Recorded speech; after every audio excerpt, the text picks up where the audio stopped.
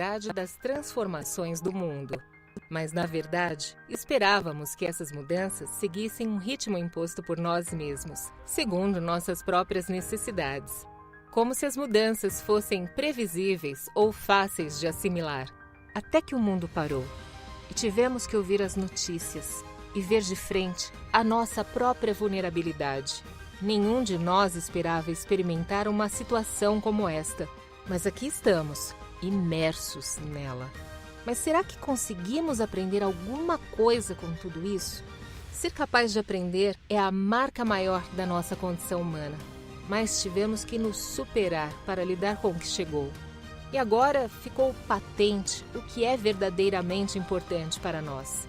Entendemos que fazemos parte de um grande ecossistema e que cada um depende dos demais. O desafio é aprender juntos os novos caminhos da transformação digital. Fazer diferença com inovação, empatia e coragem. É com esse espírito que a equipe da LD Soft está aqui pronta para ajudar você a fazer cada vez mais pelo seu cliente, oferecendo meios para você trabalhar com mais produtividade e eficiência, mesmo nas condições inesperadas do trabalho totalmente remoto. Nossas ferramentas oferecem aquilo que você precisa para dar atenção a tudo que realmente importa e que só você pode fazer. Assim, ter tempo para oferecer ao seu cliente os resultados de excelência que ele sabe que vai receber de você.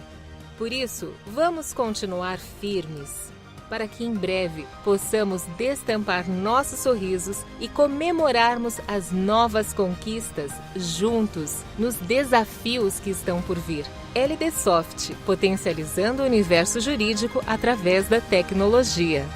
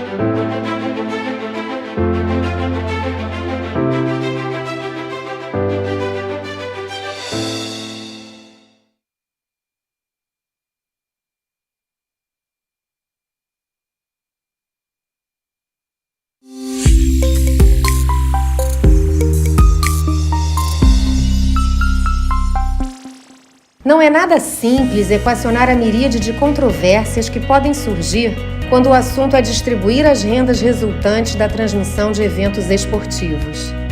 São inúmeras as partes interessadas: jogadores, técnicos, times de futebol, estádios ou arenas, locutores, produtores e distribuidores de áudio, cinegrafistas, produtores e distribuidores de imagens.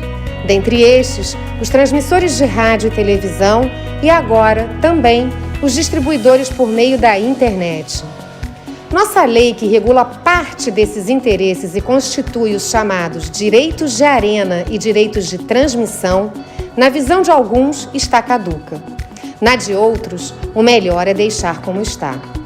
O fato é que propostas de um novo marco legal para esses direitos se encontram em discussão. O Flamengo e outros times causaram polêmica ao empregarem seus direitos de transmissão para transmitirem as partidas de que participam apenas por meio de seus canais no YouTube. Qual a consequência desse tipo de decisão? Para entendermos melhor o que está acontecendo e as alternativas em jogo, teremos na Arena especialistas na matéria, sob a moderação do não menos entendedor de esportes, Paulo Parente.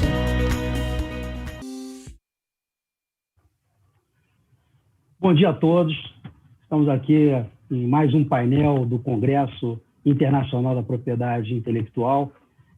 Queria agradecer a presença de todos, agradecer também a organização do evento, que me convidou para moderar esse painel, agradecer aos patrocinadores e sócios institucionais. Antes de dar completamente o início ao painel, queria explicar também que nós teremos, na dinâmica do painel, é que a BPI ela disponibilizou uma tradução simultânea e também as perguntas após a apresentação de cada palestrante serão feitas pelo chat. Nós temos um chat aqui, já estou olhando aqui, alguns participando, Davi, Felipe, Sâmia, então eu não estou vendo aqui diretamente pelo meu monitor, tenho que usar um outro, então gostaria que vocês, da audiência, endereçassem suas perguntas, comentários por aqui. Bom, o ponto de partida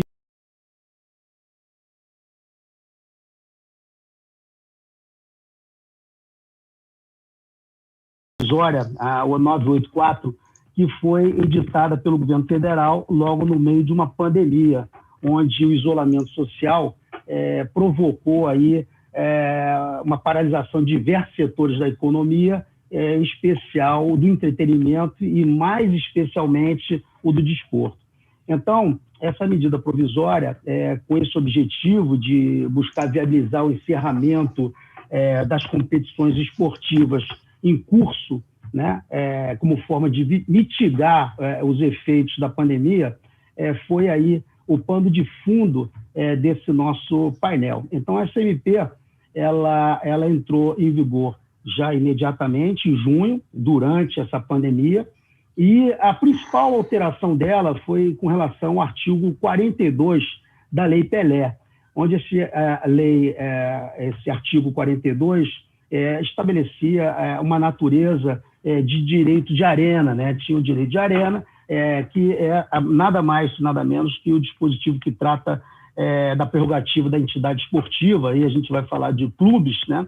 De negociar os direitos de reprodução, de captação, retransmissão, de imagem do coletivo dos atletas que participam de espetáculos esportivos, né? O direito de arena não se confunde com o direito de imagem individual, que é inerente, personalíssimo e tem um efeito erga omnes, oponível erga omnes. Então, qual foi essa principal alteração? São 4 artigos dessa medida provisória que criaram um rebuliço, um frisson no meio desportivo, principalmente no meio futebolístico, né? Aqueles que são torcedores ou fãs do futebol e acompanham aí as partidas, lembram bem tudo que vem acontecendo nessa questão de transmissão dos jogos das suas equipes, né? Então, o artigo 42, antes da lei, da medida provisória, ele estabelecia que as entidades esportivas, os 2 clubes, né, tinham que autorizar essa transmissão conjuntamente. O que veio a alteração da MP?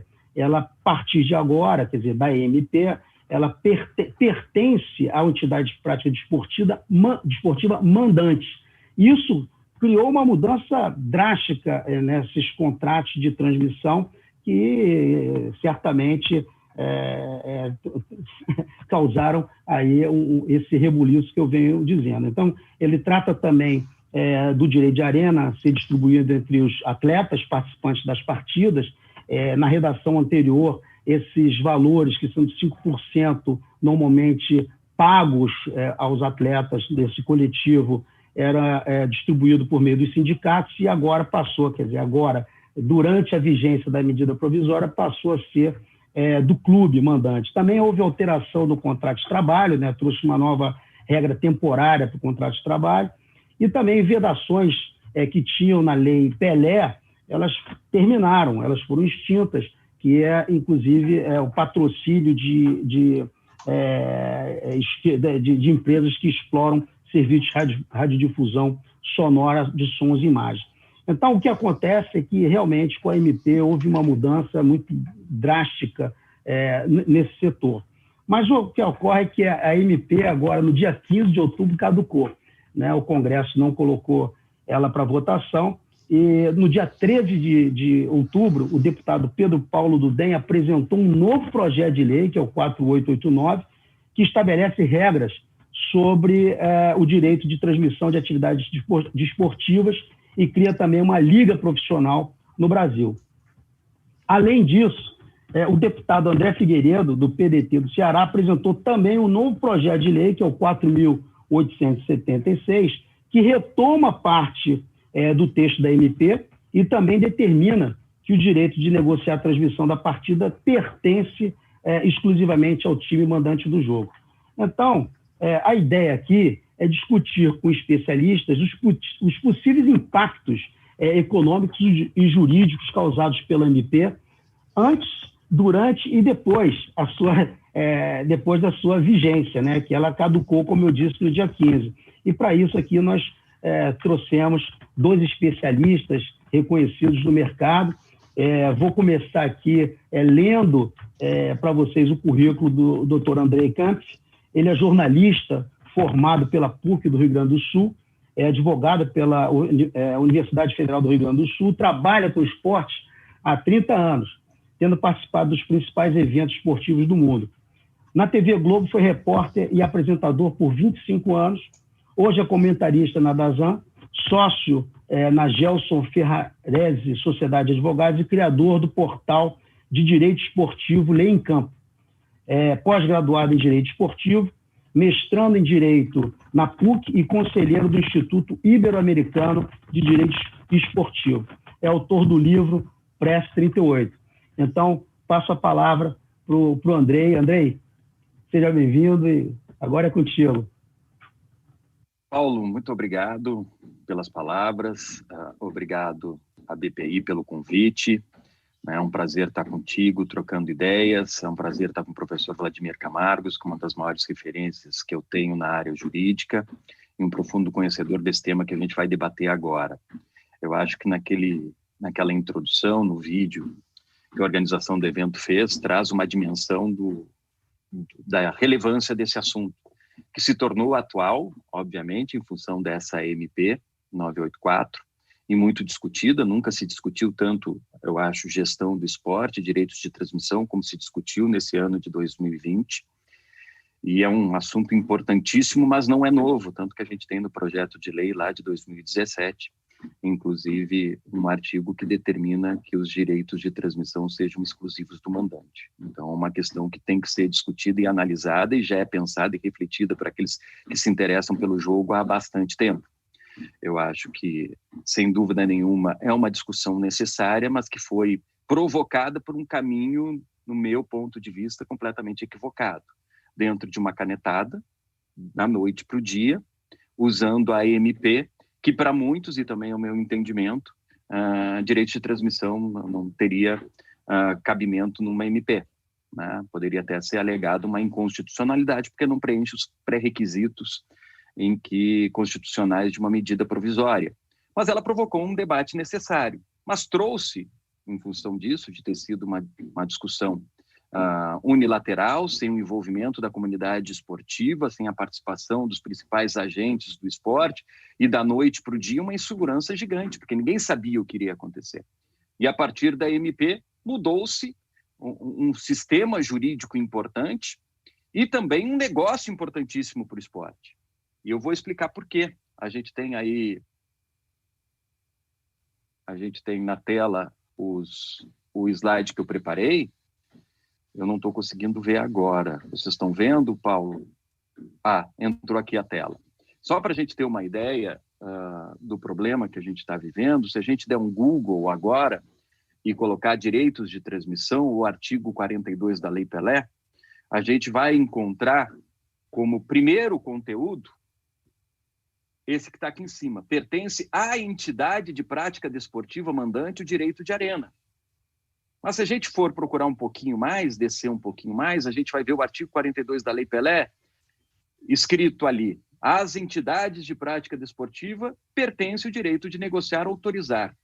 Essa parte de baixo, essa segunda redação do artigo 42 da Lei Pelé, é a que está valendo hoje.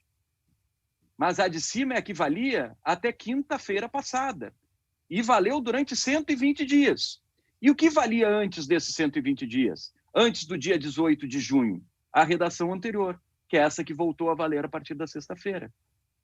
Então, essa discussão que é fundamental para o negócio do esporte e também fundamental para a segurança jurídica de qualquer negócio ou de muitos dos negócios da indústria do futebol e da indústria do esporte, essa MP trouxe uma insegurança gigante, porque é uma discussão necessária, mas que foi feita, repito, no meu entendimento, através de um caminho equivocado. Então, a gente tem aí uma ideia do problema que ela desencadeou, né? Então, ela mudou o direito de arena, que é o direito de transmissão, provocou essa insegurança jurídica e tem atrapalhado o negócio do esporte. Mas ela tem algo positivo e acho que sim. Ela trouxe à discussão esse assunto que é relevante para a indústria do futebol e fundamental para a indústria do futebol. Mas, repito, não é novo. O importante agora é a gente voltar a falar sobre isso. Então, o Congresso e o que foi proposto pela BPI é fundamental.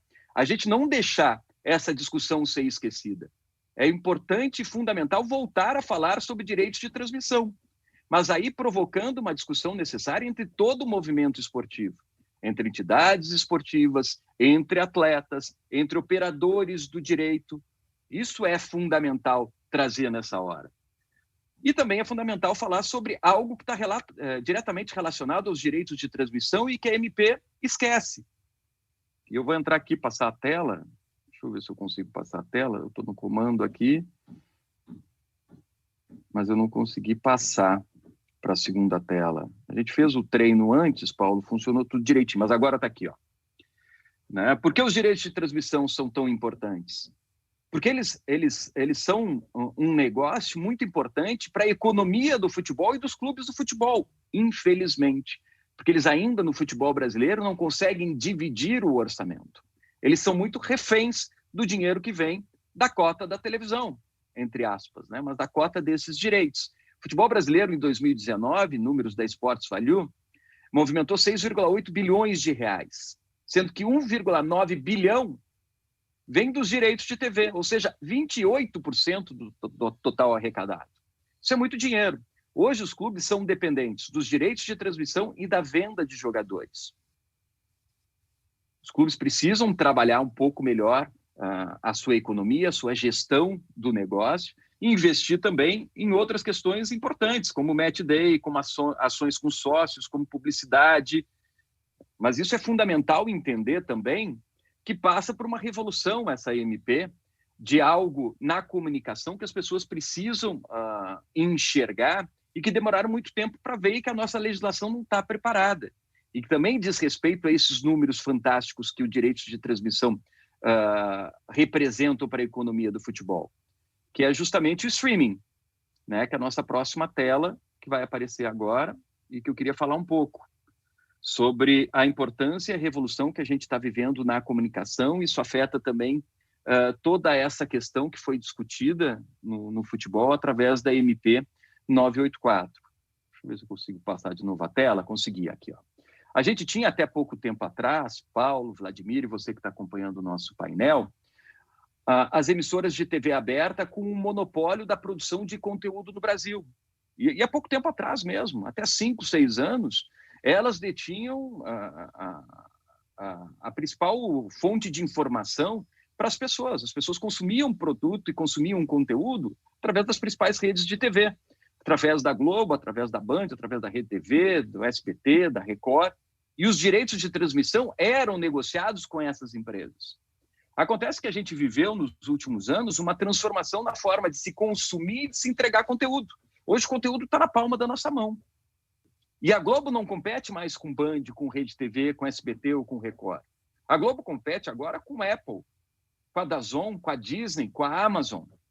E claro que isso influencia também os direitos de transmissão, porque todas essas empresas que a gente cita, que estão aí abaixo na tela, também enxergam no negócio o futebol uma fonte de produto interessante para elas. Porque o futebol também é entretenimento. Quando a gente fala hoje que o futebol, a Globo compete com o DAZN, que tem futebol, não é verdade. A Globo compete com o DAZN, que tem futebol, mas compete também com um filme da Amazon. Porque a gente compete pelo tempo livre das pessoas.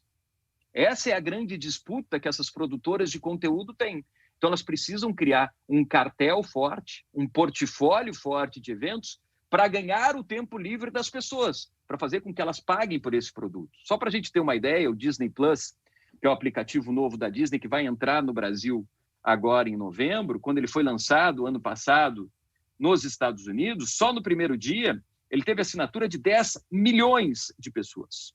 A plataforma oferece lá nos Estados Unidos um pacote de séries, filmes, inclusive Marvel, negócio com a Fox, de compra global da Fox também está incluída nessa ideia, nessa estratégia de lançamento do Disney Plus, e também mais completo, um pacote mais completo, inclui justamente programação de esportes da ESPN. E essa produção vai chegar agora em novembro, esse aplicativo da Disney. E por mais que o número de assinantes do primeiro dia tenha superado as previsões, o resultado está muito longe de ser surpreendente, né? Ele confirma essa realidade que o próprio mercado brasileiro já está entendendo. A forma de entregar e consumir conteúdo, ela mudou. O streaming chegou com o futuro. A Apple entrou nesse mercado. O DAZN, até bem pouco tempo, tirou a Copa Sul-Americana da Rede Globo para transmitir via streaming, via aplicativo. Temos jogos da Liga dos Campeões sendo transmitidos via streaming, via aplicativo. É o que a gente vai ver na nossa próxima tela. A verdade é que a TV tradicional deixou de ser onipotente na construção do imaginário das pessoas. Isso que é verdade. O streaming já é uma realidade nos Estados Unidos e tem um levantamento muito interessante, uma matéria que saiu na Folha de São Paulo, que mostra que mais que de 20 modalidades olímpicas no Brasil já tem transmissão de eventos por streaming. Ou seja, a entidade esportiva se organiza, pode até terceirizar esse serviço, contratar uma produtora de conteúdo, né? Mas ela transmite pelas suas redes sociais, pelos seus canais, e monetiza esse evento também. Então, olha tudo que direitos de transmissão agrega. O tamanho da economia que isso representa para a indústria do futebol, que isso representa de números interessantes. A verdade, a TV tradicional, que até pouco tempo via as redes sociais repercutirem os assuntos que elas espelhavam nas grades dos telejornais, quer dizer, o Jornal Nacional publicava alguma notícia e tudo isso era repercutido nas redes sociais, hoje mudou o seu comportamento. Ela repercute o que está na palma da mão das pessoas, o que as redes sociais estão divulgando, o que as redes sociais noticiaram. E a TV aberta teve que fazer esse caminho contrário. Em função dessa revolução que existe, ninguém mais espera às 8 da noite ou 8h30 da noite para ver um telejornal para se informar. Ela vai querer ver a repercussão dos assuntos que ela já está informada. Então, essa ideia do streaming, a indústria do futebol e o nosso ordenamento jurídico ainda não enxergou de maneira adequada. Talvez essa MP tenha provocado, dentro das entidades esportivas, um debate importante com relação ao streaming e com relação à necessidade de também se discutir direitos de transmissão sob esse novo prisma, sobre essa nova ideia. Eu acho que a MP 984 ela traz aspectos positivos importantíssimos. Por exemplo, ela diminui a chance de apagão dos jogos. O clube que detém os direitos, o mandante, ele transmite o jogo e não precisa mais de um acordo, ou aquela empresa produtora de conteúdo, de um acordo com o clube visitante. Então, a chance de um apagão, de não se enxergar um jogo, do torcedor não poder acompanhar o seu time, é muito menor. Ela também ataca o monopólio das produtoras de conteúdo. Mais players se apresentam, uma palavra que está na moda, né? Mas mais empresas produtoras de conteúdo se apresentam com a possibilidade de negociar com esses clubes. Outro ponto positivo, que ela cacifa os clubes menores, mas aí é importante. No momento que ela entrega ao clube mandante esse direito de transmissão, ela não determina que essa negociação tenha que ser de maneira individual. Ela pode ser feita de maneira coletiva. Então, os clubes podem se organizar, esses clubes pequenos, em grupos de 5, 10, 15 clubes, e negociarem esses direitos de transmissão de uma maneira muito mais forte. E eles se cacifam nessa negociação até para evitar um desequilíbrio financeiro entre aqueles clubes mais populares e os menos populares e manter um necessário equilíbrio desportivo, porque tu mantém uma receita, dá um equilíbrio desportivo que é indispensável para o esporte, porque o esporte perde a graça, se perde também a incerteza do resultado. Se um time é muito mais forte do que o outro e a gente sabe que aquele clube sempre vai ganhar uma partida, a gente até, mesmo sendo torcedor, pode achar bacana no início. Depois é interessante, depois perde a graça e deixa de ver. Então, o esporte precisa também tentar regular esse equilíbrio financeiro. Precisa manter esse equilíbrio desportivo para garantir a incerteza do resultado, para manter justamente o interesse do torcedor, o interesse e alimentar essa paixão do torcedor, que vem muitas vezes, e obviamente, também por essa incerteza. Eu quero que meu time ganhe, eu acredito que meu time vai ganhar, mas eu não tenho certeza que ele vai ganhar. Pontos negativos, sem dúvida nenhuma, a gente destacou que é a falta de diálogo, Paulo e Vladimir, sem dúvida nenhuma, eu acho que não poderia ter sido objeto de uma medida provisória, da noite para o dia, pegando um mercado tão importante do esporte e que exige uma proteção jurídica gigante, sem uma discussão necessária com toda a cadeia esportiva. E ele não prevê justamente o streaming. Aí é um outro ponto que eu acho importante a gente destacar. A MP caiu. Ela não vale mais. A gente voltou à redação anterior do artigo 42 da Lei Pelé. E por que que a BPI, por que que o Paulo nos convidou para esse debate, por que que o Vladimir está aqui, por que que eu acho importante a gente voltar a falar de direitos de transmissão? Porque é um assunto fundamental para a economia do negócio. E eu também considero que entregar para o mandante é o melhor caminho para o futebol brasileiro. Mas ele precisa ser discutido. Então, é importante a gente continuar falando não da MP 984, mas dos direitos de transmissão. Todas aquelas pessoas que se levantaram lá atrás, quando da edição da medida provisória 984, pelo governo federal, precisam voltar a essa discussão, precisam levantar essa bandeira e precisam voltar a discutir sobre direitos de transmissão. O Paulo lembrou bem, a gente tem 2 projetos de lei no Congresso que falam sobre isso. Mas a gente está tendo o debate necessário que a gente reclamou tanto quando da edição da MP 984.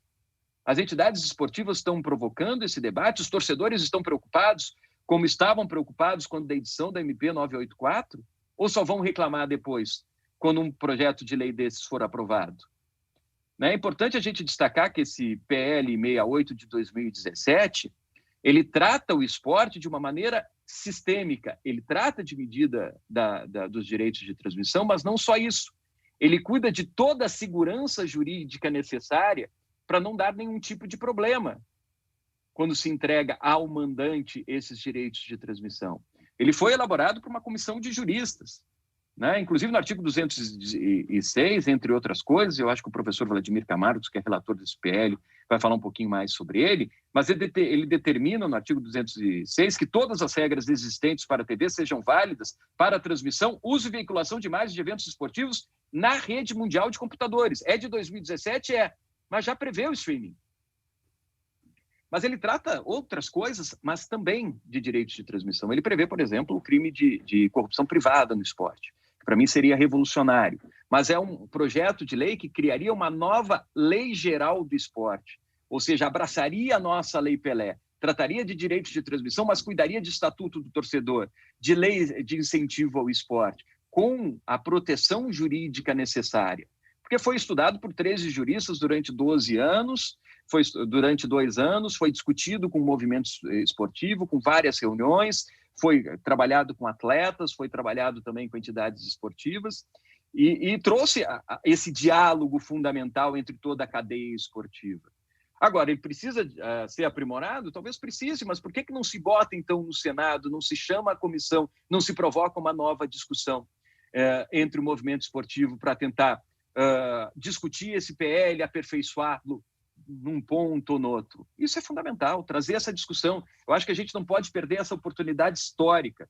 A MP, para mim, só para resumir a minha participação inicial e devolver a bola para o Paulo, a MP, para mim, não tinha nada de urgente nesse momento de pandemia, ainda mais nesse momento de pandemia, que a gente tem outras prioridades. Talvez o único artigo urgente da MP fosse permitir, por prazo determinado, de maneira excepcional, o contrato de 1 mês para atleta, já que a lei prevê um período mínimo de 3 meses, mas de maneira excepcional, porque os contratos não terminaram, os campeonatos não terminaram, os atletas tinham um contrato vencendo, eles não conseguiram terminar os campeonatos estaduais. Mas ela trouxe, a MP, um debate importantíssimo. A gente vai aproveitar, então, esse lado bom da MP 984, ou a gente vai, de novo, insistir em tomar o caminho errado, em esquecer, não debater, e quando surgir uma lei que vai tratar dos direitos de transmissão, todo mundo gritar, todo mundo bater a perna que não houve o debate necessário. Acho que essa é a provocação inicial que eu trago. Muito obrigado, Paulo, de novo, pela participação, parabéns pela escolha do tema. Ele é fundamental para o esporte, para o direito esportivo e para a indústria do futebol e de todo o esporte. André, eu que te agradeço, uma explicação em curto espaço de tempo sobre a medida provisória, também dando um panorama geral dos projetos de lei, a importância da sociedade civil se organizar e discutir projetos de lei que são importantíssimos, né? Que estão aí dentro do entretenimento, tratam de direitos que são direitos autorais, de imagem, tem tudo aí dentro dessa questão. Então, eu tenho alguns comentários aqui, espero que também a plateia, a audiência possa provocar aí para a gente começar a nossa resenha, né? Mas antes disso, eu queria passar a palavra para o professor doutor Vladimir Camargo.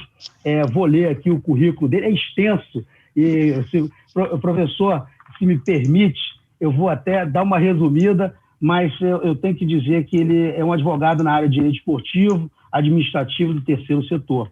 Ele é sócio fundador da Camargos Advogados, com sede em Brasília, e a Cioli Mendonça Camargos Advogados, no Rio de Janeiro. Professor da Faculdade de Direito da Universidade Federal de Goiás desde 2002, é doutor em Direito Constitucional pela Universidade de Brasília, foi vice-presidente da Comissão de Governança e Transparência da Conmebol e vice-presidente da Subcomissão de Controle. Foi consultor na Câmara de Deputados da Comissão Especial da Lei Geral de Proteção de Dados e da Comissão Especial da Lei de Migrações.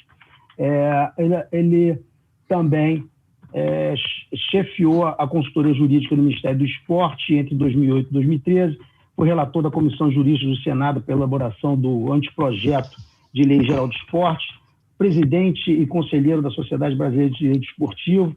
E eu aqui já é tão extenso, mas eu vou aqui no último ponto, que eu acho muito importante, que ele foi o primeiro condecorado pela Faculdade Nacional de Direito da Universidade Federal do Rio de Janeiro com a medalha Professor Ekel Miranda Raposo, pelos relevantes trabalhos na área do direito esportivo. Então, estamos aqui com uma das feras nessa área de direito esportivo, assim como o Andrei, e eu passo a palavra para o professor Vladimir Camargo. Muito bom dia, obrigado, professor Paulo Parente, doutor Paulo Parente, pelo convite de estar aqui com vocês no 40º Congresso Brasileiro de Propriedade Intelectual. Muito me alegra estar nesse tradicional evento, acompanhado aqui na mesa também pelo colega e amigo Andrei Kampf, uma das maiores referências nessa área que nós temos, batalhador da divulgação, da difusão do direito esportivo nacional por meio do canal Lei em Campo, estudioso, né? Está se enveredando também na área acadêmica agora, o que é muito importante, né? Um jornalista com formação jurídica que está fazendo mestrado em direito esportivo. Bom, nosso tema são os direitos de transmissão na área do esporte, o direito de arena. É um tema quente, eu não vou precisar e nem devo repetir o que o amigo Andrei acabou de projetar para vocês, de explicar.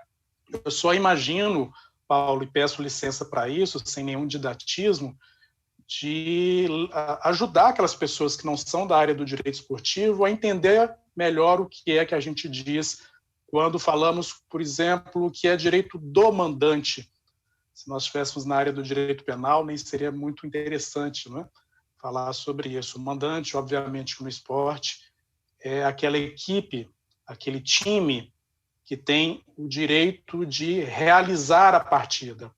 É uma obrigação, na verdade, muito bem definida no Estatuto de Defesa do Torcedor, que é uma lei federal, uma lei nacional. O mandante é aquele que tem a obrigação de cuidar da partida. No caso do futebol, é aquele time que está recebendo o visitante. A redação atual da Lei Geral do Esporte, que é a Lei Pelé, Lei 9.615 de 98, como já leu o Andrei, não deixa claro, até porque está no plural, se esse direito de negociar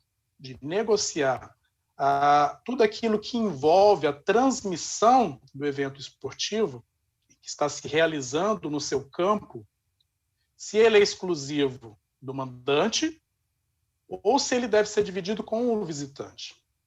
A tradição jurídica, na leitura da Lei Pelé, tem sido sempre, ou quase sempre, no sentido de dizer que compete aos dois negociarem conjuntamente.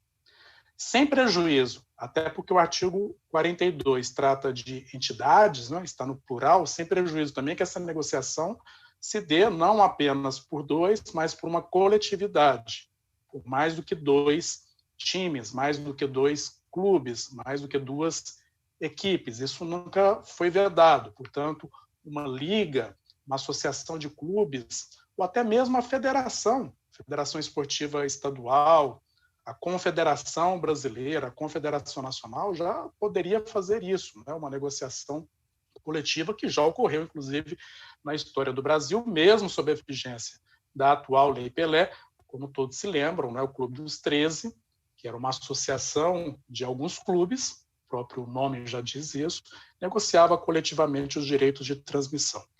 E o que são os direitos de transmissão? Não é? Os direitos de transmissão são aqueles vinculados à realização do espetáculo esportivo. O Dr. Paulo Parente já bem lembrou que nós estamos tratando de um direito que é personalíssimo. A própria Constituição Federal define assim, não apenas para o esporte, mas para qualquer área. É um direito que remete à propriedade intelectual, por isso, claro, nós estamos num evento de propriedade intelectual falando sobre isso. Mas tem a ver também, ou se coaduna, com a produção de um conteúdo. A produção de um conteúdo que é interessante do ponto de vista da audiência, que gera valor de mercado, que gera algo que é uma palavra que eu vou utilizar que eu não gosto muito, mas para ficar mais claro, gera uma possibilidade de monetização deste conteúdo produzido.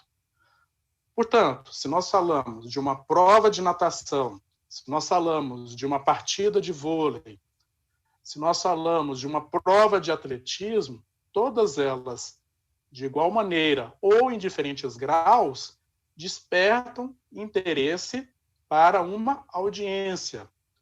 Desperta, portanto, interesse de mercado, para que essa transmissão possa ser comercializada. Por isso, tão importante definir quem é o detentor desse direito sobre a produção do conteúdo. Quem vai ter o direito de contratar, de estar à mesa para negociar e contratar, com quem vai transmitir esses direitos que lhes são próprios, que lhes são personalíssimos. É disso que estamos tratando. No esporte, há muita produção de conteúdo. Acabamos de ouvir a bela exposição do Andrei, dizendo que há hoje uma profusão de meios, o que é ótimo, não é? Que acontecem na internet, transmissões por streaming, que pagam para o detentor ou para os detentores daquele direito de transmissão, para que aquilo possa ser levado à maior parte das pessoas que têm interesse em assistir aquilo, seja ao vivo, que geralmente no esporte as pessoas vão querer ter a audiência ao vivo, vão querer assistir ao vivo, seja também para as gravações, para que aquilo que a gente chamava de videotape, né, possa ser reproduzido em longo tempo. Então, os direitos de transmissão no esporte convencionou-se na área jurídica de serem denominados como direito de arena. Estamos falando do direito de transmissão mesmo, quando falamos do direito de arena. Então, não há diferença. A diferença que existe, que as pessoas confundem muito, até porque a mesma lei, que é mais uma vez a Lei Pelé, trata dos dois assuntos, é o direito de imagem. Para ficar claro, o direito de arena, que é do artigo 42 da Lei Pelé, é o direito de transmissão. Pertence às entidades esportivas que estão naquela partida, naquela prova, naquela competição. Enquanto que o direito de imagem, definido na Lei Pelé também, pertence aos atletas. E aqui abre um leque imenso, né? Mas hoje só é regulamentado pela Lei Pelé o direito de imagem dos atletas, que está na mesma classificação. Um direito personalismo pelo uso das imagens dos atletas para fins comerciais, e aqui não apenas para transmissão. Direito de imagem tem a ver também com ativação de marketing fora da transmissão da partida. Então, os clubes se utilizam muito das imagens dos atletas para ativação de marketing, para promoção de vendas, não é? Mesmo fora da transmissão de partidas. Então, feita essa introdução, que eu considero que tenha sido longa, porém necessária, eu digo sobre os desdobramentos deste problema que nós enfrentamos com uma desatualização do conceito jurídico ou do significado jurídico que se tem dado para esse significante direito de arena, direito de transmissão, no atual momento. Tem se tornado inviável justamente porque hoje há concorrência no mercado. Não que não houvesse antes, mas hoje há muito mais concorrência. Seja na TV aberta, mas principalmente no fenômeno TV a cabo, que já não é tão atual, para alguns tenha ficado até já, vamos dizer, anacrônica, não é a TV a cabo, mas sim, existe o chamado pay-per-view, mas principalmente pela transmissão na internet, pelo streaming. Esse significado jurídico, essa conceituação jurídica de que o direito de transmissão deva ser sempre negociado pelas duas partes envolvidas, primeiro que ela é muito futebolizada. Quando nós tratamos de direito de transmissão, nós estamos tratando de todas as modalidades, de todos os esportes. Então, nós sempre pensamos no seguinte, são duas equipes em campo, duas equipes em um campeonato que vai ter turno único, então elas só vão encontrar uma vez, ou num campeonato que tem turno ou retorno, né? Ou até mesmo um campeonato que elas nem se encontrem, como pode acontecer, como nós sabemos, né? Ou na Copa do Brasil, ou mesmo na Copa do Mundo da FIFA. Mas não é essa a realidade em todos os esportes, né? Não é essa a realidade em todos os esportes. Em outros esportes, nem mesmo o conceito de clube mandante é encaixável, né? Pensa numa transmissão de um jogo de tênis, que é tão atrativa também. Mesmo no Brasil, são muito atrativas as partidas de tênis, não é? Ali não tem clubes disputando. Ali há atletas profissionais disputando aquela prova por partida. Então, está desatualizado o conceito jurídico, essa definição que se dá pelo direito de transmissão, também pela extrema futebolização do tema. O futebol tem que ser visto de um modo especial, mas ele não é um único fenômeno, e é possível tratar conjuntamente todos os esportes sem prejudicar nenhum deles, nem muito menos o futebol, dada a sua importância, não é? Está desatualizado também pelo tudo que nós já falamos, por tudo que nós já falamos, em virtude desta obrigatoriedade que dois clubes negociem sempre de forma conjunta, porque com esta profusão de canais, de empresas aptas a comprar os direitos e transmitir as partidas, ocorre aquilo que nós chamamos de não transmissão e, portanto, não alcance, não atendimento ao direito do torcedor consumidor de ver a partida do seu clube, ver a prova da equipe que ele acompanha na outra modalidade sendo transmitida pela televisão.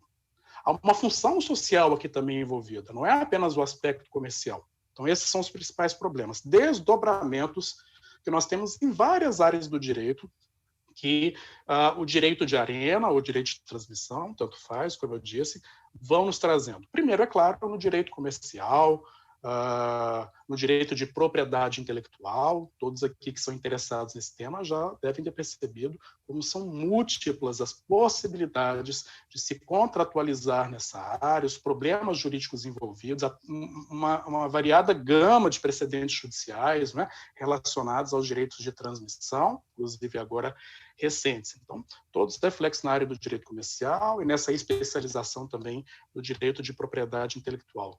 Na área civil, não preciso nem dizer, não não é? Os direitos contratuais, como eu disse, não é? Como eu falo da própria função social do contrato, que tem que mirar o direito do torcedor, o direito do fã de assistir. Nós estamos falando de um direito da área civil, que é desdobramento de um direito constitucional. Na área trabalhista, há também muito impacto, mas muito impacto, até porque a atual redação do artigo 42 da Lei Pelé obriga que 5% do direito de arena seja distribuído entre os atletas daquela equipe, os atletas que estiveram naquela partida. Não é direito de imagem, é uma parcela do direito de transmissão, do direito de arena no linguajar da Lei Pelé, que é distribuído para os atletas que estiveram naquela partida. A Lei Pelé deixa bastante expresso que é um direito de natureza civil. Porém, a Justiça do Trabalho, seja lá no direito de imagem, e mesmo aqui, vez ou outra, tem confundido, o que no meu entendimento é um erro, aquilo que é uma parcela de natureza civil com parcelas de pagamento de natureza trabalhista, de relação de emprego. Sempre haverá, portanto, possibilidade de reflexo na área trabalhista. As projeções também na área do direito tributário. Essa talvez seja uma das mais movimentadas depois do direito de propriedade intelectual propriamente dito, em se falando de direitos de transmissão. Há autuações multimilionárias da Secretaria da Receita Federal do Brasil contra clubes, notadamente de futebol, para o entendimento, o meu entendimento também errôneo da Receita Federal, de que a comercialização dos direitos de transmissão, a comercialização dos direitos de arena, antigamente a gente chamava de direitos televisivos também, seria um sinônimo, mas os direitos televisivos já está muito restrito para esse fenômeno que é maior. Então, que a comercialização dos direitos de arena pelos clubes não seria alcançada pela isenção tributária prevista na Lei 9.532 de 1997. Lembrando que os clubes de associação no Brasil são isentos do pagamento de imposto de renda da pessoa jurídica. Obtém descontos generosos no pagamento de PIS, COFINS e no pagamento de outros tributos também, pois a Receita Federal tem autuado clubes para que eles paguem aquilo que é referente à venda, à comercialização desse direito de propriedade intelectual, como se aquilo fosse uma atividade comercial e não associativa. Bom, pessoal, se qualquer tipo de realização que a associação faça, independentemente dela ser do esporte ou não, está sendo modo de beneficiar as finalidades da associação e não o objetivo de distribuir lucros, o que é proibido pela lei, é proibido pelo direito civil, e não na forma de se burlar a legislação e utilizar a associação para fins que não são de terceiro setor, que não são associativos, porque se isso ocorrer, aí nós estamos tratando de uma fraude, mas se não é uma fraude, a Receita Federal, hora nenhuma, está falando de fraude, é simplesmente uma interpretação bastante errônea, é claro que caberia a isenção, é claro que cabe a isenção de tributos da Lei 9.532. Eu já emiti, inclusive, pareceres neste sentido. E, é claro, né, amplos reflexos do direito de transmissão na área do direito esportivo. Nós temos como um dos princípios basilares do direito esportivo, que vem ali da especificidade do esporte, isso é bastante claro, não é? Lembrando que o direito esportivo é na maior parte do tempo regido por normas que não são estatais. Esse universo do pluralismo jurídico, tá? Dos sistemas transnacionais, tem como um dos seus principais expoentes o sistema transnacional autônomo do esporte. Nós chamamos por lex esportiva, assim como existe a lex mercatória que vocês estudam aqui no direito de propriedade intelectual também. E a lex esportiva produz muitas normas e tem mecanismos internos próprios para a solução de conflitos que estão na justiça esportiva, em meios de arbitragem, mediação, que chega até a Suíça, na Corte Arbitral do Esporte, se necessária a sua intervenção. E a paridade de armas, a igualdade dos contendores, portanto, é um princípio basilar. E quando você confere uma desigualdade muito grande entre as equipes que estão em campo e a distribuição dos direitos de televisão podem acarretar nessa desigualdade, você está ferindo a possibilidade de que a incerteza do resultado, então a igualdade entre os contendores, a incerteza do resultado e a busca pela melhor performance, não podem, de qualquer modo, estar em descompasso. Sempre a igualdade entre os contendores, que haja sempre o fair play, a busca pelo melhor resultado, porém sem qualquer vício, e há vícios que são de natureza financeira, comercial. Nós não queremos, por exemplo, que no Brasil haja uma ou duas equipes que sempre, por razões financeiras, estejam artificialmente à frente de todas as outras 18 equipes no campeonato, por exemplo. Nós não queremos isso, Então, tomar muito cuidado, porque há impacto, sim, no direito esportivo. Um dos maiores impactos, até para comentar, eu não tenho muito a falar sobre a medida provisória, ela caducou, é uma pena, foi um desperdício de tempo, um desperdício de oportunidade, vai desmoralizando o futebol brasileiro, o esporte brasileiro, frente aos investidores que poderiam vir para cá aportar recursos, porque só gera insegurança, quando a medida provisória é apresentada e o governo simplesmente a abandona no Congresso Nacional, não a prioriza. Os parlamentares também acabaram não priorizando, porque nós estamos em período de pandemia, nem poderia realmente esse assunto ser a principal prioridade. Mas na legislação que está surgindo depois de que a MP caducou, vocês já citaram quais são, recupera-se um conceito inconstitucional, uma tentativa que, no meu entendimento, é uma pretensão abusiva da obrigação de os clubes constituírem uma liga para aí sim poderem usufruir desse direito personalíssimo de comercialização dos seus direitos de transmissão. Eu não preciso, aqui nós estamos no meio de pessoas que estudam direito, dizer que isso é uma aberração jurídica, uma grande aberração jurídica.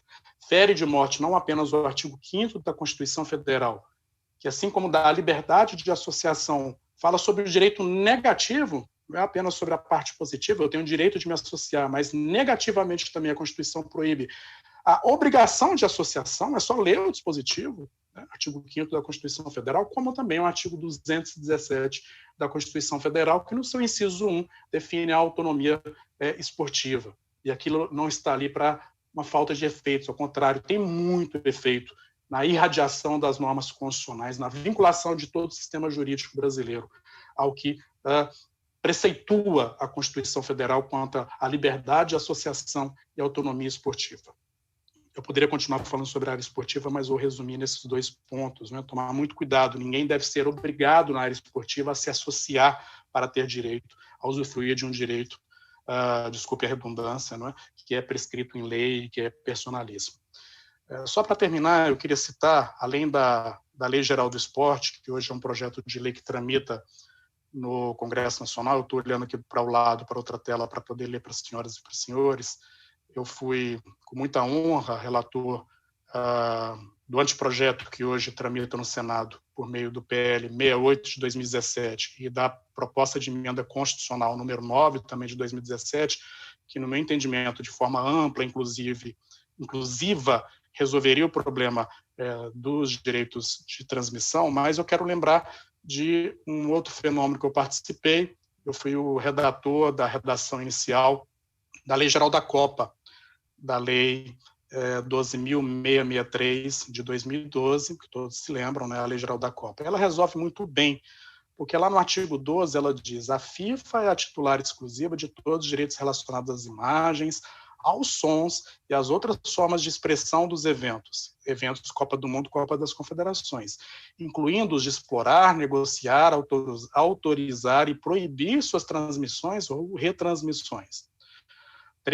Artigo 13, o credenciamento para acesso aos locais oficiais de competição durante os períodos de competição ou por ocasião dos eventos, inclusive em relação aos representantes de imprensa, será realizado exclusivamente pela FIFA, conforme termos e condições por ela estabelecidos. Eu não vou ler tudo, mas aqui tem 3 definições muito importantes. 2 que eu já mencionei na leitura. No artigo 12, a FIFA é a titular exclusiva de todos os direitos relacionados às imagens, aos sons, e assim como também a expressão dos eventos. Então, é um conceito muito amplo que nós levamos para o Congresso Nacional e, felizmente, foi aprovado para o Congresso Nacional para dar segurança na realização da Copa do Mundo aqui no Brasil, quanto àquela possibilidade que havia de ambush marketing, de captação ilegal de imagens, então foi bem resguardado isso. Se nós tirássemos FIFA e colocasse ao clube mandante, não é? Ele é titular, bom, nós teríamos aqui uma redação perfeita. No artigo 13 diz que também a FIFA é responsável única pelo credenciamento, porque com isso você evita que pessoas que queiram piratear o sinal, que queiram fazer ambush marketing, estejam no local de competição. Então, a equipe mandante também, como foi na Lei Geral da Copa, no meu entendimento, ela deve ser a única a credenciar. E tem um outro aqui que eu não li, que não era tradição na FIFA, mas que é tradição jurídica no Brasil, inclusive consta da Lei Pelé também, é que a FIFA foi obrigada. Eu negociei a Lei Geral da Copa por parte do governo, nós estávamos no governo na época. Então, nós conseguimos obrigar a FIFA, por meio de negociações e depois pela lei, que ela cumprisse com essa tradição jurídica e esportiva no Brasil de distribuir gratuitamente flagrantes de imagens das competições para que outros canais que não fossem detentores, outras mídias que não fossem detentoras do direito de transmissão pudessem utilizar para fins estritamente jornalísticos, e assim a FIFA fez, e eu defendo que isso sempre continue também, não é, como algo que protege o direito de comunicação, a liberdade de expressão e de comunicação no nosso país. É um tema riquíssimo, poderia continuar falando mais um pouco, mas como sei que já estou aí no meu limite, eu agradeço mais uma vez pela oportunidade e fico aberto a todos para responder as perguntas e receber os comentários também. Muito obrigado, Paulo. Professor Vladimir, eu te agradeço, eu tenho certeza que toda a audiência, a plateia aí, foi brindada com a espetacular explicação de toda a parte legislativa, né, da MP e também das diferenças entre o direito de arena, o direito de imagem, a interdisciplinaridade de toda essa parte do direito, né, que você fala aí, tem questões tributárias, questões comerciais, civil, contratos, é uma gama de direitos aí que interessam a todos aqueles que pretendem militar ou já militam na área. Agora, o que a gente tem certo é que alguma confusão vai acontecer, como já está acontecendo, né? Porque com uma medida provisória, que tinha uma lei anterior, aí veio a medida provisória, ela caduca, volta a lei anterior, e aí nós temos aqueles contratos que foram firmados, né? Que, como todo contrato, agente capaz, objeto lícito, né? Todas aquelas partes da teoria geral dos contratos foram firmados durante a pandemia, às vezes contratos longos. Eu queria saber de vocês aí, primeiro, mais uma vez, agradecer, né, porque foi uma verdadeira aula dada aqui nessa área, assim como também pelo Andrei. Eu queria entender com vocês assim, como fica, então, a partir de 3 projetos de lei geral do esporte, que você foi o relator, ainda está tramitando até hoje mais 2 projetos de lei. Como vocês estão vendo agora, como vai ser o andamento daqui para frente disso daí, e quais são os problemas e ações que já estão tramitando aí? Eu sei que tem uma ação da Rede Globo, mas está em segredo de justiça. Quais são os problemas que vocês preveem que vão acontecer por conta dessa medida provisória ter caducado e outros contratos terem sido firmados durante esse período? Um outro ponto que eu queria também levantar é o seguinte, com relação a essa forma, né, da obrigatoriedade, né, que essa nova, não a medida provisória, mas o projeto de lei vem trazendo da criação de ligas, eu estou completamente de acordo, você não é obrigado a criar uma liga, mas me parece que seria muito interessante ter uma liga aqui no Brasil, a gente está falando mais no lado do futebol, né, uma liga que possa ter e deter esses direitos de transmissão e melhor distribuir, porque uma liga, talvez, aí, negociar coletivamente para que cada um ganhe individualmente. Eu acho que mais ou menos seguindo a mesma forma como a Premier League, por exemplo. O que vocês têm a dizer sobre isso? Desculpa, antes de qualquer um de vocês falar, eu queria também pedir a participação aí da audiência, da plateia. Eu estou aqui de olho no chat, vi muita gente parabenizando aí o Andrei, o professor Vladimir, enfim, todos aqui adoraram as apresentações, estou vendo por aqui, mas gostaria que vocês provocassem também para que nós pudéssemos fazer quase uma resenha, já que a gente está falando de direito esportivo, né? Então, passo a palavra aí para... Vamos lá, professor Vladimir, para fazer os seus comentários, e o Andrei, se puder também. Ok. Os projetos de lei que estão tramitando, eles foram apresentados na expectativa de que a medida provisória não iria ser analisada a tempo. Então, quando a gente fala caducar, também é um termo jurídico, não é? Ela foi extinta sem a análise pelo Congresso Nacional. A Câmara, nem mesmo o relator da matéria, indicou antes que se esgotassem os 120 dias. Então, o primeiro comentário, Paulo, que você provocou aqui para a nossa resenha, muito bem lembrado, é uma resenha, não é?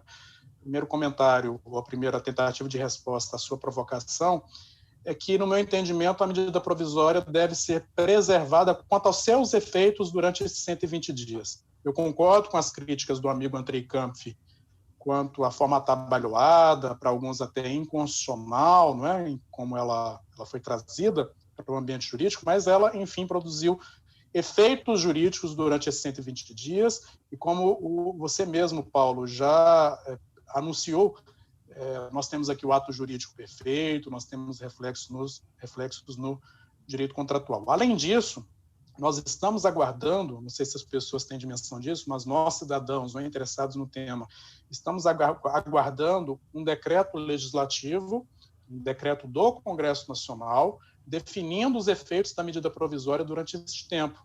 Se não me engano, eles têm 60 dias para emitir um decreto legislativo.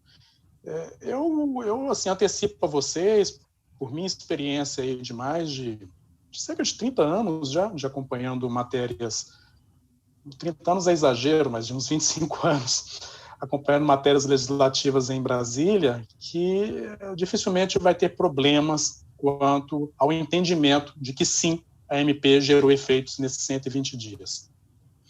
E você também bem lembrou, Paulo, que há aqui uma repristinação, não é?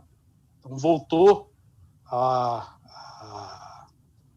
redação anterior, voltou à redação anterior do artigo 42. Quando nós falamos de medida provisória, isso é muito comum. Então, esse arremedo de repristinação é muito comum em medidas provisórias, porque nem todas são aprovadas na forma como foram apresentadas, não é? Então, quando ela perde o efeito, aquele dispositivo que havia sido modificado durante o tempo em que vigiou a medida provisória volta à redação anterior. Então, ela é como se fosse uma repristinação própria, não é? Ela é de regra, ela vai acontecer, as pessoas têm que ter essa expectativa. Cuidado com o artigo 42, daqui a 120 dias pode voltar à mesma redação. Eu falava isso para todo mundo que me consultava, e foi o que aconteceu com a MP 984. Por fim, sobre as leis que estão tramitando, eu ia começar a comentar sobre isso e acabei me trocando, né? As leis que estão tramitando foram apresentadas em razão da caducidade da medida provisória. Eu acho que há algumas pretensões abusivas, como eu falei na minha fala inicial, como essa de obrigação da criação de ligas, mas tenho para mim que o melhor caminho é projeto de lei, sim, que o Congresso Nacional constitua uma forma de analisar principalmente o projeto de lei geral do esporte, porque nós vamos estar realizando uma discussão séria e orgânica sobre a necessidade de superação da Lei Pelé. A Lei Pelé ela já está muito modificada, muito difícil de se aplicar. Aqui está o tema, inclusive, como o artigo 42 está mal redigido, né? Está mal adaptado à situação atual.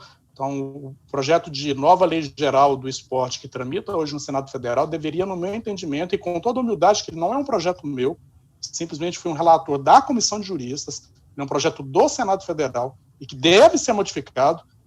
Eu defendo, inclusive, Paulo, que haja modificações na própria definição de direito de transmissão, no que nós escrevemos lá em 2016, 2017. Tá? De forma que, usando como base o projeto que está tramitando no Senado, promova-se uma real e necessária discussão sobre direitos de transmissão, como outros assuntos do esporte. Olha essa polêmica que nós tivemos agora com justiça esportiva. Tem vários aspectos. O PL também traz, vamos dizer assim, uma flexibilização no funcionamento da justiça esportiva para que ela possa se profissionalizar. Mas esse não é nosso tema, mas só para dizer que tem muita coisa que se envolve no esporte e que não deveria ser deixada de lado, não é? Então, eu faria esses comentários sobre o que você nos provocou, esperando que haja, vamos dizer assim, maior consciência quanto aos reflexos deletérios que uma tentativa como essa agora, que no meu entendimento foi muito marqueteira do ponto de vista político, não é? Então, assim, utilizaram de um momento político de tentativa de se associação à imagem dos clubes para algo que foi deletério, porque desmoraliza as discussões sobre o esporte. Tem muito investidor sério querendo trazer recursos para os clubes, mas quando vem isso, eu falo, eu não vou, porque na mesma hora que vocês conseguem me dar um caminho, eu vejo que esse caminho era algo como uma notícia fake, para homenagear os colegas que estiveram na mesa anterior à nossa. Então é isso, Paulo. Tá ok, obrigado, professor. Andrei, você tem um comentário sobre isso?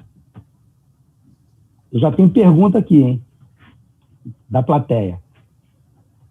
Opa, tá no mute, Andrei. Paulo, você provocou também uma reflexão sobre negociação coletiva, né? Principais ligas do mundo. Eu acho importante a gente também falar sobre isso e a necessidade, reforçando o que o professor Vladimir trouxe, de tratar os direitos de transmissão dentro de uma maneira sistêmica, enxergando o futebol e todos os reflexos que uma mudança na entrega dos direitos de transmissão para um clube só representaria para a cadeia jurídica do esporte. Vocês comentaram bem, isso representa uma mudança nos contratos dos atletas, no patrocínio de clubes, só para a gente ter uma ideia, para as pessoas entenderem. Na redação atual, que era também MP, uma empresa que tivesse os direitos de transmissão de 10 clubes do Campeonato Brasileiro, por exemplo, ela poderia transmitir, com a redação atual, cerca de 98 jogos. Eu sou ruim de matemática, mais ou menos isso. Mudando a lei e entregando ao mandante, ela transmitiria metade dos jogos do Campeonato Brasileiro, 180 jogos. Então, claro que a negociação de exposição de marca não é mais a mesma. A marca vai ser muito mais exposta. O contrato dos atletas com os patrocinadores também passa a ser diferente. Então, uma mudança nessa lei precisa ser tratada de uma maneira sistêmica. É preciso repensar, sim, a nossa lei geral do esporte, como disse o professor Vladimir Camargo. É necessário, sim, trazer à tona de novo uma discussão de uma nova lei geral. É necessário, sim, reanalisar o PL 68 que está em discussão no Senado. Mas sobre esses direitos coletivos, sobre essa negociação coletiva, todas as principais ligas do mundo, Paulo, elas negociam dessa forma. E não é uma imposição do Estado que faz com que seja assim, mas é o movimento esportivo organizado. O professor Vladimir Camargo trouxe... Me permite, André, me parece que Portugal não. Portugal segue uma outra linha. Né? Espanha também tem uma intervenção do Estado, né? E eu vou explicar isso, Paulo, exatamente isso. Mas na maioria dos casos são as ligas se organizando. A gente teve no Brasil, Paulo, você vai lembrar bem, lá nos anos 80, aquelas pessoas que têm mais de 30 anos como nós, lá nos anos 80, a gente teve a criação do Clube dos 13. O movimento esportivo entendendo que a CBF não estava atendendo aquilo que os clubes achavam necessários, se organizaram de maneira espontânea e criaram um movimento próprio com força, né, com uma legitimidade coletiva, organizaram um campeonato, a CBF teve que ceder, e eles começaram a montar um embrião daquilo que poderia ser a primeira liga, não só brasileira, mas a primeira liga do mundo, porque a Premier League foi organizada nos anos 90. Depois, por interesses particulares de um ou outro clube, eles decidiram negociar de maneira individual esses direitos de transmissão com a emissora que na época detinha o monopólio das transmissões de futebol no Brasil, que é a Rede Globo. De maneira individual, negociaram os principais clubes do Brasil com a Rede Globo e o Clube dos 13 foi implodido. Agora, não tenha dúvida que esse é o caminho natural e o melhor caminho é dentro da organização autônoma do esporte. Desse sistema que o professor Vladimir trouxe bem e define muito bem, da Lex Esportiva, como sistema autônomo e transnacional do esporte. As regras precisam ser as mesmas na Itália, no Japão, no Irã e no Brasil. Agora, se a gente consegue se organizar internamente, aí os clubes internamente para negociar, é claro que o cacife é outro. Eu vou dar o exemplo da Espanha, que você colocou. Lá teve uma intervenção estatal porque não havia nenhum dispositivo constitucional que impedisse essa intervenção do Estado, o que não é o melhor caminho. Mas por que o Estado interviu? Porque a organização esportiva não conseguiu se proteger. Porque eles começaram a negociar individualmente, como permitia o regulamento da Liga, e o Barcelona e o Real Madrid começaram a ganhar fortunas, os clubes intermediários mais ou menos, e os clubes mais fracos não ganhavam nada. O que aconteceu com o Campeonato Espanhol? Perdeu a graça. Só ganhava Barcelona e só ganhava Real Madrid. Podia fazer um campeonato de 10 jogos contra os clubes, quem somasse mais pontos ficaria com o título. Perdeu a graça, perdeu o interesse da audiência. O produto perdeu força. O Estado interveio e disse, não, a partir de agora, a negociação vai ser coletiva. E como é que eles decidiram? 50% da negociação para todos os clubes de maneira igual, 25% pelo desempenho esportivo e 25% pela audiência. Barcelona e Real Madrid vão ganhar mais pelo tamanho que tem?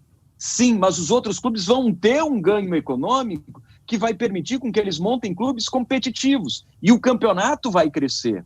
O movimento esportivo precisa entender, e os clubes precisam entender, que o teu rival de campo é teu parceiro num negócio fundamental, indispensável. Manter esse equilíbrio, manter a graça do espetáculo é fundamental. E o melhor caminho é sempre a partir da organização interna, a partir do movimento esportivo, respeitando essa autonomia do esporte. Isso é interessante porque, se você observar, o Brasil poderia ter essa mesma forma de distribuição, onde hoje o Campeonato Brasileiro tem 20 equipes atuando aí. E se você tem uma distribuição dessa maneira, eu acho que até os menos influentes, né, os clubes, eu não quero falar os clubes menores, mas aqueles clubes que não têm tanta expressão, eles também se beneficiarão com isso e o consumidor também, não é verdade? Porque, senão, daqui a pouco, por uma regra que estava agora na NP, do direito do mandante, eu acho que dá mais liberdade e ganho econômico num primeiro momento para aquela equipe que pode negociar os direitos de transmissão, não só para TV aberta, fechada, pay-per-view streaming, mas, por outro lado, vai terminar caindo num problema do campeonato português, onde você tem, sei lá, quantas equipes funcionando, mas só tem 2 ali que jogam na final. Então, perde o interesse, assim como também, acho que na Espanha, né? Então, acho que isso daí é um dos pontos que deveria ser discutido também nesses projetos de lei, como um ganho como um todo, né? Não para só uma ou determinada equipe grande aqui no país, né? Acho que todos devem ganhar para o campeonato se tornar mais interessante. Eu vou aqui passar para a pergunta do Vicente Rosenfeld, colega aí, parceiro também, advogado conhecido, trabalhou também na FIFA. Ele passou uma pergunta aqui, que é o seguinte: como resolver a questão dos direitos de imagem de jogadores em videogames? Hoje são centenas de ações judiciais de jogadores brasileiros contra EA Sports e Konami. Não seria possível replicar o sistema de gestão coletiva como acontece com o ECAD? Existe alguma iniciativa nesse sentido? Ou haveria alguma solução melhor?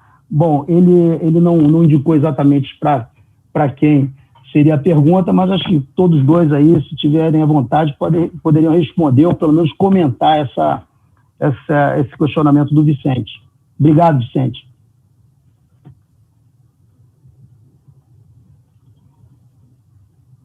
Vladimir, você... Sim, vamos lá. Eu falo primeiro? Vamos lá.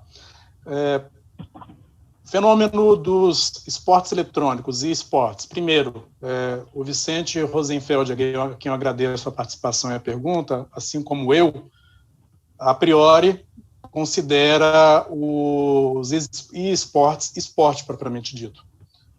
Então, acho que há problemas ainda nos esportes, principalmente a possibilidade de uma interferência de terceiro naquilo que a gente chama de rendimento esportivo e na igualdade entre os disputantes. Por quê? Os campeonatos, geralmente, nos videogames, nos esportes, são de propriedade da própria editora do software, Paulo. Então, isso é um problema para o esporte. Não que, de antemodo, nós já estivéssemos pensando nelas como agentes de má fé, não é isso. Mas há a possibilidade, o direito deve intervir nesse sentido, não é? Há a possibilidade de manipulação de resultados para fins comerciais, porque uma simples modificação na linguagem do software, nos códigos do software, pode favorecer um pro player, né, que o nome dos atletas nos esportes que correntemente utilizamos é pro player, então, para favorecer um pro player em detrimento de outro pro player, Paulo. Então, este é um problema. Mas, sim, eu considero como esporte. Nisso, eu discordo de um ícone aí do direito e da educação física, que era o professor Manuel Tubino, que quando ele faleceu, em 98, ele morreu afirmando que esportes não eram esporte. Mas o próprio Comitê Olímpico Internacional já abriu um debate com as entidades que representam o setor dos esportes para ir incluindo os esportes nas competições olímpicas. Nos Jogos Olímpicos da Juventude já começou algum tipo de iniciativa, por exemplo, tá? Sim, então, se é esporte, os atletas, independente disso, e não é porque é esporte que os atletas têm direito à imagem. Vamos dizer que chegássemos ao consenso que não é esporte, o que eu não acredito que aconteça. As pessoas que se envolvem nessas transmissões online das disputas em jogos eletrônicos continuariam sendo detentoras da sua imagem. Então, tanto para o direito de imagem como para o direito de transmissão, Vicente Rosenfeld, o debate é o mesmo do futebol. Por isso que eu falo que não pode ser feito separadamente. É o mesmo debate. Tudo que eu falei, coloque esportes e traga para cá. Então, assim como o Andrei disse, é melhor, o Paulo também afirmou isso, é melhor que nós tenhamos um conjunto de entidades negociando os direitos de transmissão, ao invés de negociação individual, e eu concordo com isso. O que eu não concordo é com a imposição, né? Também isso serviria para os esportes. Se os atletas pudessem se organizar, como existem os sindicatos de atletas de futebol hoje, para percepção do direito de arena, o direito de arena, como eu li lá no artigo 42 da Lei Pelé, os 5% do direito de arena que cabem aos atletas é repassado para o seu respectivo sindicato. Então, o sindicato é que entrega para o atleta, o que deve entregar para o atleta é aquele seu 5%, a sua parte naquele 5%. Do mesmo modo, já está valendo para os pro players. A Lei Pelé não é feita só para o futebol, a Lei Pelé é a lei geral do esporte. Então tem que utilizar a Lei Pelé, Rosenfeld. É por aí. Eu me filio a você nesse sentido de que eu também entendo que é esporte. Então, estamos juntos nessa daí. Andrei, você tem algum comentário? A gente está caminhando para o final do nosso painel. Bem rapidinho. Eu acho que o grande questionamento do esportes, que também é uma revolução gigante, que o nosso ordenamento jurídico não está preparado, mas com um negócio fantástico e que já está movimentando fortunas, e a gente precisa discutir isso urgentemente, né? Mas só para ter uma ideia, a grande questão, o grande questionamento, a grande interrogação que a gente precisa colocar nessa história é a desenvolvedora, que seria uma espécie de federação do esporte eletrônico, já que ela detém um monopólio do jogo. Ela tem interesse em ser esporte? Olha todas as obrigações que ela teria que assumir, entre outras, criar uma justiça desportiva de acordo com a Lei Pelé. Entre outras, como o professor Vladimir Camargos bem trouxe, distribuir uma parte dos direitos de transmissão para os atletas. Será que ela tem interesse de ser esporte? Ou ela prefere que não se discuta isso juridicamente? Eu acho que essa é uma interrogação muito grande. Agora, se for tratado como esporte, eu também acho que precisa ser tratado, até trazendo mais segurança para os próprios operadores do esporte eletrônico, para os próprios atletas que também trabalham. E a gente tem muita discussão, já tem categorias de base no esporte, atletas ganhando fortunas e jogando games. A gente precisa de uma regulamentação para proteger essas pessoas. Mas ela ainda não existe. Tá ótimo. Eu vou fazer aqui, eu acho que é um comentário, não uma pergunta, do Gabriel Leonardo, dizendo que o Clube dos 13 traiu o Flamengo e se vendeu à CBS, dando a confusão do Campeonato Brasileiro de 87. Em 87, o dito campeão era um time de segunda divisão, só mesmo a CBS para fazer esse descalabro. Isso daí já é uma outra discussão, que a gente não entra na questão do fã, do torcedor, né? Isso daí já deu muito pano para manga. E eu, agora, com isso, eu queria saber se vocês têm algumas considerações finais a fazer para que eu possa aí terminar o nosso painel, que eu particularmente aprendi muito, achei espetacular estar com essas duas feras do direito esportivo. Foi muito gratificante para mim conduzir e moderar um painel onde a gente aprende tanto, né? Então, já aprendendo sempre. Então, deixo as considerações finais para o Andrei e para o professor Vladimir. Posso ir, professor? Eu quero agradecer demais a ação da BPI, agradecer demais essa participação e principalmente por levantar essa reflexão necessária, esse tema tão importante. Conforme eu disse lá na minha primeira participação, é fundamental agora a opinião pública, os torcedores, todos aqueles que se interessam pelo jogo, não deixar essa questão fundamental da legislação esportiva dos direitos de transmissão ser esquecida. Esse painel é importante porque ele é direcionado a formadores de opinião, e a gente não pode trazer de novo o que aconteceu com a MP, uma insegurança jurídica gigante. É fundamental tratar de direitos de transmissão, sem dúvida nenhuma. Entregar ao mandante, para mim, o melhor caminho, mas isso precisa ser através da organização jurídica, entendendo o esporte de maneira sistêmica, cuidando de todos os reflexos jurídicos que uma troca em um artigo ou em um PL pode desencadear para o movimento jurídico e também para o jogo, para o esporte. Isso representa algo fundamental para a cadeia econômica do esporte, então precisa ser discutido pelas pessoas que se interessam por jogo e por todo o movimento esportivo. Entidades esportivas, clubes, atletas e também, obviamente, por juristas, por estudiosos da área. Muito obrigado pela participação. Paulo, gostei demais, aprendi demais contigo. Mais uma vez, escuto e aprendo cada vez que vejo o professor Vladimir Camargos. Foi bom demais essa participação. Muito obrigado e parabéns pela organização. Muito obrigado, professor.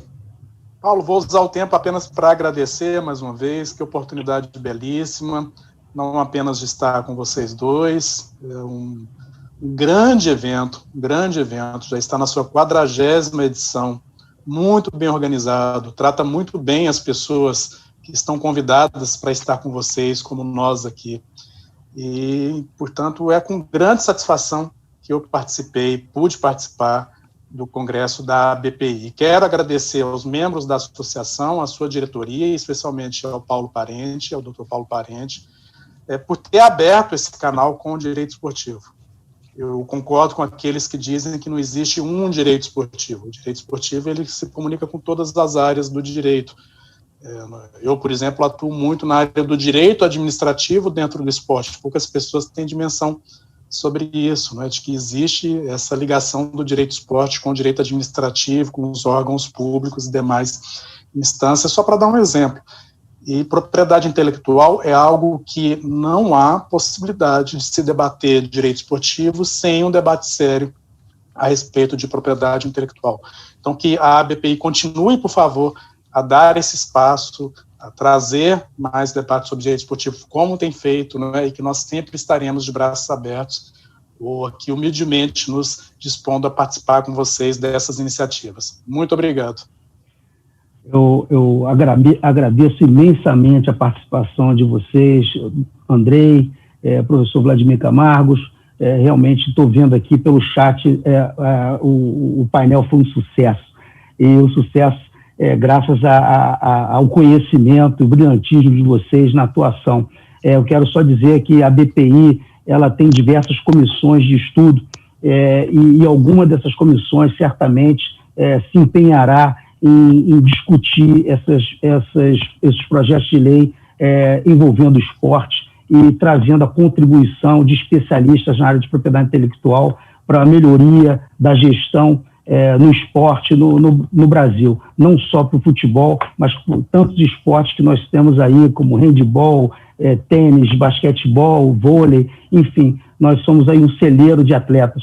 Então, o esporte tem que estar muito bem organizado, e com pessoas como vocês falando, trazendo ideias e debatendo assuntos importantes, vamos trazer aí o Brasil para, pelo menos nesse aspecto, se destaque e não um fracasso, um fiasco, para ser falado aí por fora. Então, eu agradeço a todos vocês aí e, mais uma vez, muito obrigado pela audiência, a todos que participaram, que mandaram perguntas e comentários. Então, agora eu passo a palavra acho que terminamos praticamente no time, e passo a palavra para a organização, para a Érica, agradecendo a Érica também, a todos que organizaram o painel, a parte técnica, né? Nós sabemos como foi organizar isso daqui, e mais uma vez a todos a equipe da BPI, da Érica, o presidente Luiz Edgar e todo o comitê organizador. Sem vocês aí isso não teria acontecido. Parabéns, o seminário está sendo um sucesso. Um abraço a todos. Já faz algum tempo que falamos da velocidade das transformações do mundo. Mas, na verdade, esperávamos que essas mudanças seguissem um ritmo imposto por nós mesmos, segundo nossas próprias necessidades. Como se as mudanças fossem previsíveis ou fáceis de assimilar. Até que o mundo parou e tivemos que ouvir as notícias e ver de frente a nossa própria vulnerabilidade. Nenhum de nós esperava experimentar uma situação como esta, mas aqui estamos, imersos nela. Mas será que conseguimos aprender alguma coisa com tudo isso? Ser capaz de aprender é a marca maior da nossa condição humana. Mas tivemos que nos superar para lidar com o que chegou. E agora ficou patente o que é verdadeiramente importante para nós. Entendemos que fazemos parte de um grande ecossistema e que cada um depende dos demais. O desafio é aprender juntos os novos caminhos da transformação digital. Fazer diferença com inovação, empatia e coragem. É com esse espírito que a equipe da LD Soft está aqui pronta para ajudar você a fazer cada vez mais pelo seu cliente, oferecendo meios para você trabalhar com mais produtividade e eficiência, mesmo nas condições inesperadas do trabalho totalmente remoto. Nossas ferramentas oferecem aquilo que você precisa para dar atenção a tudo que realmente importa e que só você pode fazer. Assim, ter tempo para oferecer ao seu cliente os resultados de excelência que ele sabe que vai receber de você. Por isso, vamos continuar firmes, para que em breve possamos destampar nossos sorrisos e comemorarmos as novas conquistas juntos nos desafios que estão por vir. LD Soft, potencializando o universo jurídico através da tecnologia.